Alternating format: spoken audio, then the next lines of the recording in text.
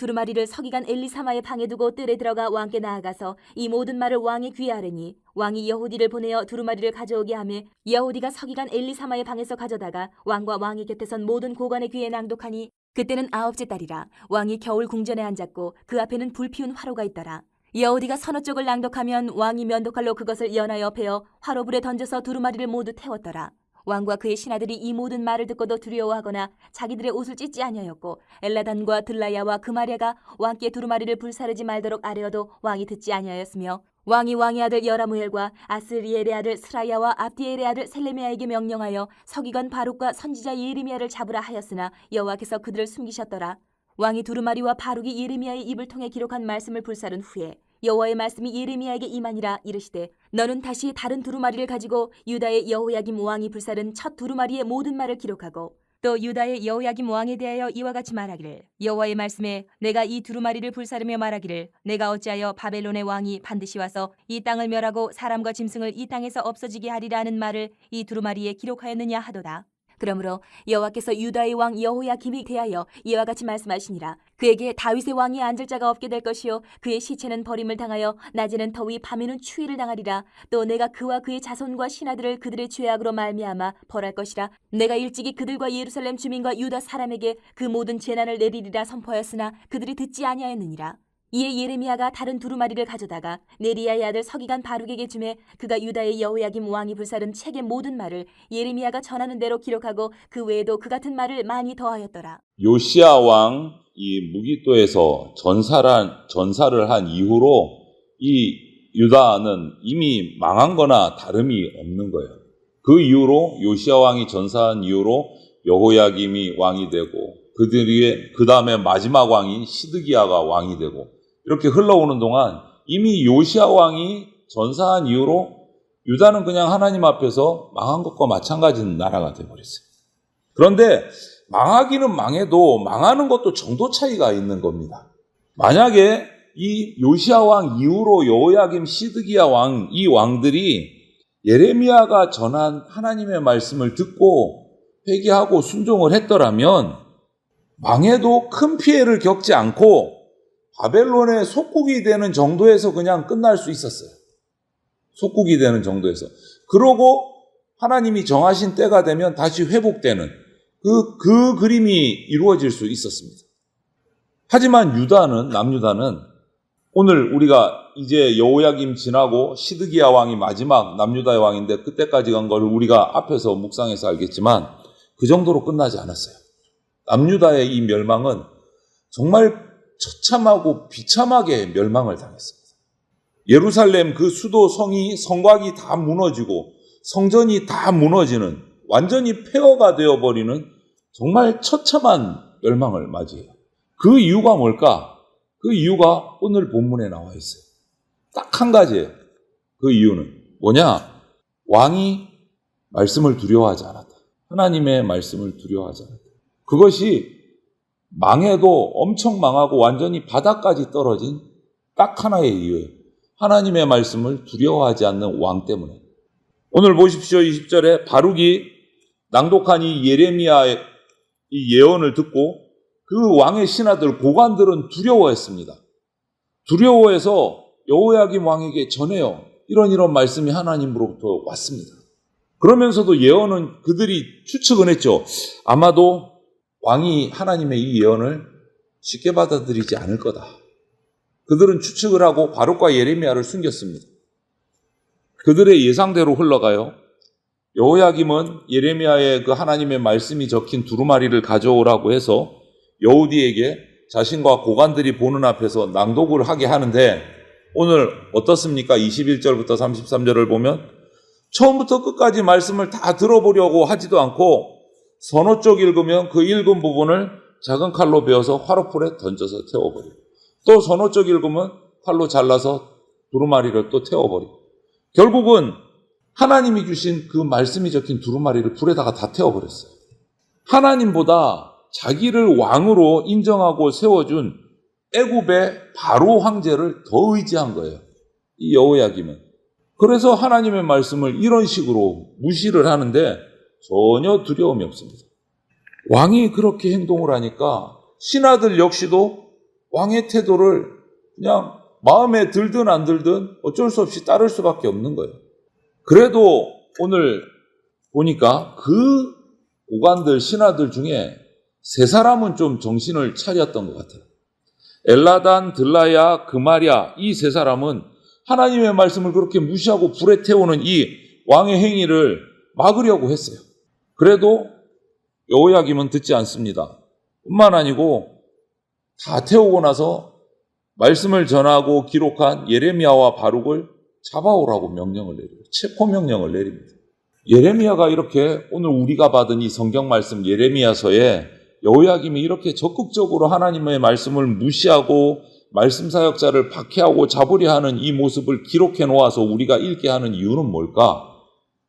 구상을 해보면 이 여호야김 왕이 하나님의 심판을 당하기에 마땅한 자다라는 것을 명확하게 기록을 해놓은 거예요. 하나님의 말씀을 외면하고 무시하는 사람은 결국 그 종래는 하나님의 징계, 하나님의 심판을 피할 수 없다. 이것을 기록해 놓은 거예요. 우리도 동일합니다, 여러분. 여호야김은 옷을 찢으면서 회개해야 할 순간에 하나님의 말씀인 두루마리를 찢어버렸어요. 죄를 뒤집어 쓰고 회개해야 할 시간에 그 말씀을 갈기갈기 찢어서 불에 던져버렸어요. 죄로 만들어버렸어요. 그의 아버지 요시야 왕은 그렇지 않았어요. 말씀을 발견하고 율법책을 읽은 후에 자신과 자신의 백성들이 하나님 말씀 앞에서 너무너무 잘못했구나라는 것을 발견하는 순간 자기의 옷을 찢고 우상을 불태우고 죄를 뒤집었었어요. 그래서 선한 왕이 됐어요. 그런데 이 아들 여호야김은 아버지 요시야 왕의 반응과는 정반대의 모습이 나온 거예요. 하나님 말씀 앞에서. 이처럼 여러분, 우리가 하나님 말씀 앞에서 나를 정말 철저하게 살피지 않으면 여호야김 왕처럼 자기 기만, 오만에 빠져서 결국은 멸망으로 달려갈 수밖에 없습니다. 나를 살릴 수가 없어요. 말씀 앞에 이렇게 철저하게 엎드리지 않으면. 욕심, 내 야심을 채워주는 어떤 주변의 말보다 내 양심을 찌르는 하나님의 말씀에 우리의 귀와 마음을 열어야 됩니다. 듣기 좋은 말에 현혹되지 말고 나를 치고 나를 변화시키는 그 하나님의 말씀에 귀 기울이시기를 바랍니다. 이것이 그렇게 하지 못한 여호야김 왕, 하나님의 말씀을 무시하고 불태운 왕, 그것이 남유다가 정말 망해도 바다까지 망한 이유가 바로 거기에 있어요. 지도자가 그렇게 부패해버리면 백성까지 부패할 수밖에 없기 때문에 그 결과가 어떻게 됐는지 보십시오. 어느 정도로 망했는지. 말씀이 기록된 그 두루마리를 자르고 태웠습니다. 여러분, 말씀이 기록된 성경책을 불에다가 던져서 태운다고 해서 하나님의 말씀이 사라지겠습니까? 그럴 리가 없지 않습니까? 사라지지 않아요. 하나님은 오늘 27절부터 28절을 보니까 다른 두루마리를 마련해서 예레미야를 통해서 바룩이 다시 모든 말씀을 기록하게 명령하세요. 아니, 오히려 이전보다 더 많은 말씀을 덧붙여서 확고한 하나님의 뜻을 전달하게 하십니다. 더 세밀하게, 더 자세하게 기록한 거예요. 다시 기록하라. 여러분, 에덴 동산으로부터 오늘날 우리의 때까지 이 하나님의 말씀의 그 진실성, 하나님 말씀의 그 권능을 뭔가 좀 없애보려고 파괴하려고 하는 그 사탄의 시도는요, 끊임없이 시도됐습니다. 중단된 적이 없어요. 말씀을 어떻게든 엉망을 만들어 보려는 사탄의 시도는 에덴 동산부터 지금까지 계속되고 있습니다. 그러나 그 말씀대로 그런 사탄에게 붙들린 악인들을 심판하고 주님의 백성을 새롭게 창조하시는, 거듭나게 하시는 하나님의 말씀의 역사도 중단된 적이 없습니다. 그러니 우리가 말씀을 전하거나 내가 말씀을 읽거나 묵상할 때 거절당하더라도, 주변 사람들로부터 거절당하고 조롱당하더라도 낙심하지 말고 하나님의 말씀의 권능을 믿고 하나님만 신뢰하시기를 바랍니다. 이사야서 말씀을 우리가 기억을 해야 돼요. 푸른 마르고 꽃은 시드나 하나님의 말씀만 영원하다라는 이 말씀을 꼭 기억하시오. 하나님의 말씀은 사라지지도 않고 변질되지도 않습니다. 누가 무엇을 하려고 해도 결코 변화되지 않습니다. 어느 누구도 하나님의 말씀을 폐할 수 없습니다. 오히려 말씀을 그렇게 거절하고 폐하려고 시도한 사람이 저주받을 뿐이에요. 여호야김은 바벨론이 유다를 정복할 것이라는 이 예레미야의 예언을 거부를 했어요. 왜? 애굽의 힘으로, 자신이 섬기는 애굽의 힘으로 바벨론을 막을 수 있을 거다라고 헛된 기대를 하고 있었던 거예요. 하나님께서는 이처럼 말씀을 무시하는 여호야김이 죽임을 당하게 하십니다. 그런데 그냥 단순하게 죽으면 그게 오히려 더 편할 수도 있는데 그 정도가 아니에요. 그 시체가 버려져서 오늘 30절을 보니까 어떻게 됩니까? 낮에는 더위를 당하고 밤에는 추위를 당할 것이다. 이게 죽고 나서 무슨 필요가 있나 이럴 수 있는데 당시 사람들의 그 관례와 생각에는요, 사람이 죽어서 시신이 제대로 장례를 치르지 못한다. 이것은 정말 그 가문의 그 개인에게 엄청난 수치라고 생각을 하고 있었어요. 그런데 일국의 왕이 그런 경우를 당한다. 이거는 정말 치욕적인 거예요. 그 왕가에도 치욕적이고 개인에게도 치욕적이고. 이처럼 하나님께서는 31절에서 말씀한 것처럼 여호야김이 그야말로 비참한 최후를 맞이한다. 죽임을 당할 뿐 아니라 죽임 이후에 그의 시신도 엄청난 치욕을 당하는 거예요. 그의 나라는 또 완전히 멸망해버립니다.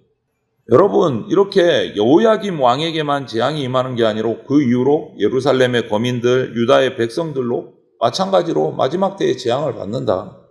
이것은 몇 사람을 제외하고는 왕이 하나님의 말씀을 거부하는데 이들도 동참했기 때문에 받는 재앙인 거예요. 남유다가 이렇게 비참하게 멸망하는 이유는 딱 하나예요. 하나님의 말씀을 거부했다. 왕으로부터 시작해서 백성들까지. 그게 딱 하나의 이유예요. 하나님의 말씀을 거부한 것. 여러분, 우리 신앙의 근본은 말씀입니다. 이거는 변함이 없습니다. 우리 신앙의 근거는 하나님의 말씀이에요. 성경이에요.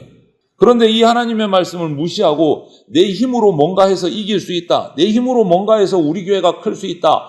내가 믿음이 커질 수 있다. 100% 착각입니다. 결국 그런 사람, 그런 교회는 비참한 최후를 맞을 수밖에 없습니다. 오늘 이 남유다가 망한 것처럼. 기독교는 계시의 종교다. 이런 표현들을 우리가 종종 합니다. 계시의 종교다. 그것은 우리가 하나님을 믿을 수 있는 것, 하나님께서 말씀을 통해서 당신을 우리에게 계시해 주셨기 때문에 믿을 수 있는 겁니다. 내가 선택해서 하나님을 믿는 것이 아니다라는 거예요. 그래서 우리는 기독교를 계시의 종교다. 하나님이 나에게 믿음을 주시고 말씀을 주셨기에 내가 믿어지게 되는 거다라는 의미가 있는 거예요.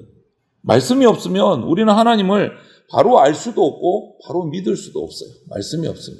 말씀의 기초가 우리들에게 튼튼하게 세워지지 않으면, 기초가 튼튼하지 않으면 우리의 믿음이라는 것이요, 쉽게 휘어집니다. 왜곡됩니다. 교회의 모습도요, 기형적으로 이상한 교회가 돼버려요. 말씀에 기초하지 않으면. 그래서 우리의 신앙은요, 말씀이 중심이 돼야 돼요. 말씀이 중심이 돼요. 그래서 오늘 저와 여러분들도 우리 대전 장로교회도 마찬가지, 한국교회도 마찬가지.